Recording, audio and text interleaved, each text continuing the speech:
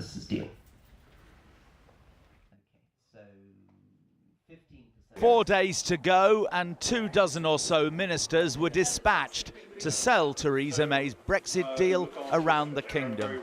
Much of the campaign involves bringing business to the cause. And what's really coming through in constituencies like this in Peterborough is the strong view of business that they want the certainty of the deal, they don't want the uncertainty of no deal or no Brexit, and that's why we're making the case to colleagues across Parliament. Meanwhile, the Health Secretary Matt Hancock has warned pharmaceutical firms that if there's no deal, then the EU may well impose controls on people and goods entering the EU from the UK.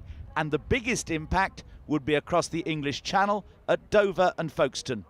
The revised cross-government planning assumptions show that there will be significantly reduced access across the short straits, Hancock wrote, for up to 6 months. And that was also spelt out by the man who's in effect Theresa May's deputy.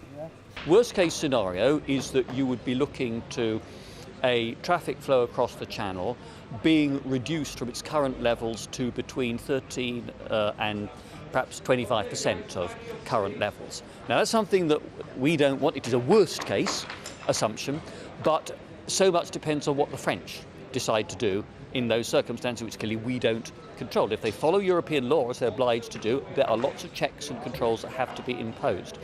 The industry says it's the biggest logistical challenge they've faced in decades. And we have been stockpiling, we've been stockpiling and we've been stockpiling. But the message is that stockpiling will not be enough when you have up to 6 months of delays at borders. So we've been working with the government to open up other supply routes. So now we need to know the details of which other ports can be opened up for lorries and for containers. And we'll be trying to arrange an air bridge so that we can fly medicines in if required. What the industry really wants is a transition period. But you're only going to get a transition period if you vote for the deal, aren't you? Well, this is the only deal that's on the table. So we are saying you need a transition period, and that's what we hope that MPs will think about when they come to vote. But there's a growing debate right now in both main parties between possible alternatives. This backbencher says not Norway. It's not a quick fix, it's not a solution, and there is no time. But are there the votes in Parliament, though, for what you want, which is another referendum? I think Parliament is going to shift through the gears very, very quickly on people's vote. I think it's the only way out. Parliament has taken back control. I think what Parliament needs to do next week is hand power back to the people. Despite the campaigning and cajoling by ministers and whips, Mrs May still looks set for a big defeat, and there are signs tonight that some members of the government payroll vote may quit on Tuesday. Mike Wood, parliamentary aide to the Trade Secretary Liam Fox, tells me he met the Prime Minister this week to demand substantial changes to the backstop arrangement. Without them, he says, he won't be able to support the government and therefore will have to resign. Michael Crick, Channel 4 News, Westminster. Well, our North of England correspondent Claire Fallon spent the day in Penrith, where local MP and Prisons Minister Rory Stewart has been out trying to sell the deal to his constituents. It's standing room only for Rory Stewart and the Sell the Brexit Deal show. Technical hitch solved, and we're off. Turns out I just have to switch it on. This is either a festival of democracy or the stupidest decision I've ever made in my political career. I'm not really sure which of these two things it is. How many people in this room at the moment are actually in favour of the Prime Minister's deal? Okay, so 15% of the room, 85% against, is to return. The Prisons Minister is one of the most vocal supporters of Theresa May's deal. His belief that if explained properly, the moderate majority would back the deal too. But when it's his turn to answer questions, the crowd gets tougher still. Now, I don't give you my permission to make a deal that future generations, future politicians cannot change. You do not have the right to do that. How can we go and leave Europe when we don't know what's going to happen to our economy? with a Tory MP who voted Remain and a constituency that voted narrowly to leave. 2.5 years on, and after an hour in a hall battling for minds, if not hearts, it seems little has changed. Did he change your mind, sir? No. Not at all? Not at all, no. Did he change your mind? No. No, nor did I. We need a people's vote. Thank you. Just because they didn't like the decision, it doesn't mean they say they can go back and have another go. I do share his concern about a divided society, and we've got to somehow find a way that works for everyone, and that's difficult. Well, I caught up with Rory Stewart after that meeting, and I began by asking him whether he's flogging a dead horse. No, I actually, I love doing these public meetings. I mean, firstly, being a politician is all about discussing big issues. But the most important thing in a public meeting at the moment on Brexit is that about half the room is disagreeing violently with the other half of the room. So as the Member of Parliament standing at one end of the room, you're helping people to understand the core of this problem, which is that we have a very polarised, divisive debate. And of course, I'm trying to argue for the middle ground. I'm trying to argue that the Prime Minister's deal is a way of healing these divisions. I know that was the plan, that you would be able to find an idea around which people could unite. But the truth is that you have united them against you. Well, it can certainly feel like that sometimes, definitely certainly feel like that sometimes. It's difficult to know, actually, in a room and with humans and with people, what's going on under the surface. So what I felt as we went through the meeting, and what I felt in many of these meetings, I was being shouted at by 650 people in London 2 nights ago. I was up in Scotland doing this again, is that opinions may begin to shift under the surface more slowly. So even though people are very reluctant to leave a hard Brexit position or a second referendum position, they may be beginning to feel their way towards some of the compromises that may be necessary to keep things together. There are some who think that this whole process of valiantly losing is part of some plan, that you need to be seen to lose badly in order to go back to the European Union and say you need to give us some more on the backstop. I mean, are you just being a good soldier? I would definitely like to win this. I think that it's really important to win this, because if we don't win this, the transition period is going to be in danger of disappearing. I'm not sure people have fully taken on board that if we don't get the withdrawal agreement done by March, there is no transition. There's no period through to the end of 2020. There's no time in which to negotiate trade deals to sort ourselves out. Even worse than that, if Parliament can't get a majority for any deal and we go into a no deal, then the world will begin to question whether Parliament can get a majority for anything in the future. In other words, uncertainty becomes doubled. So I'm really hoping we can win. It's being reported that some members of the Cabinet are advising the Prime Minister to delay, to put off this vote on Tuesday, because it's looking certain she will lose.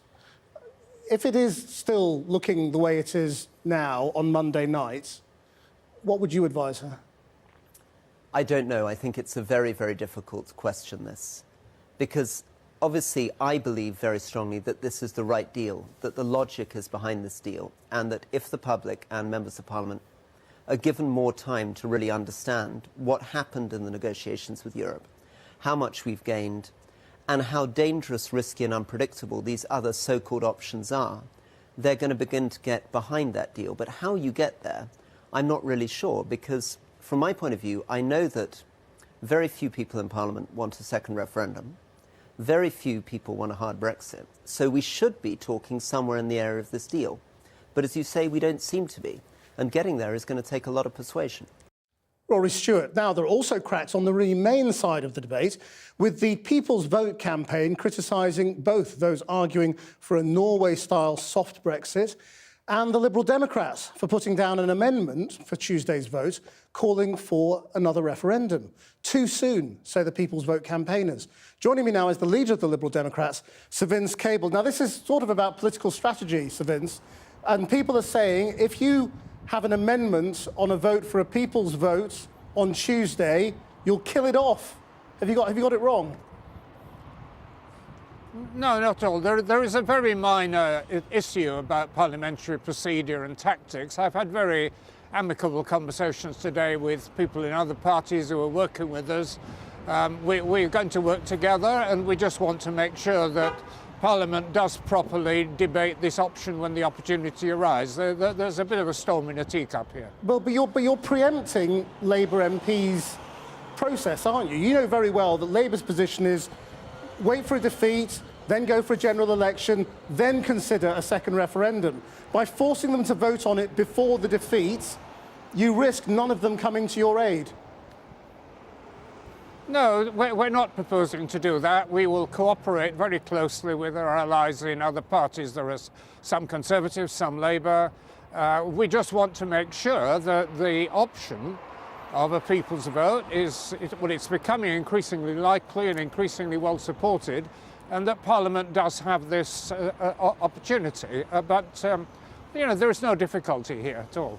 When you say it's becoming more supported, by who? Well, the problem is the Liberal Democrats treat this as an absolutely central issue. We believe in it. Whenever this has been debated in Parliament, we've always wanted to have it up front. The Labour Party are coming to this, or many of them, as a last resort. The Conservatives are coming to it from another standpoint. But there is a growing mood that we have to go back to the public and we have to put to them the choice. Do you want the Theresa May deal or do you want to stay in the European Union? That's the fundamental question, and that is what I'm sure Parliament will be confronting next week. But there is this other option of being more like Norway, of being in the single market, but then also adding on to that, being in a customs union, so that you solve the Northern Ireland problem. That would respect formally the referendum result, because it is technically Brexit, but it's very soft Brexit. Yes. Isn't that your best bet? I mean, you're risking losing everything and going into a no-deal Brexit situation. Well, there is some merit in the idea, but there is also a lot of problems with it. Of course, it makes sure that we are fully aligned with all the rules of the European Union, but we have no vote over it. Britain continues to make a large financial contribution. There is no... sorry, a car passing. Yes. There is no control over migration. There are serious problems. If this had been floated as a serious idea 2 years ago and had a genuine cross-party debate, we may now be in a position to take it forward. But it is really too late. It's not practical. But it's not too late, It's not unreasonable. I think there's some merit in. I think it probably is, but certainly we will look at this. But the first preference must be to go back to the public on the deal that is already there and that Theresa May has negotiated. What makes you think a second referendum would lead to the end of Brexit? Well, it's more likely to lead to the end of this poisonous argument than any other. Of course, we've got to make the case. We've got to win it. I think there's a good chance, but, there is a risk that we do lose it. If that happens, I've been very clear, we accept the result, we move on, we try to make Brexit work. I think if it's approached in that spirit, then a lot of the worries at the moment about gross dissatisfaction and anger, I think they would be dissipated.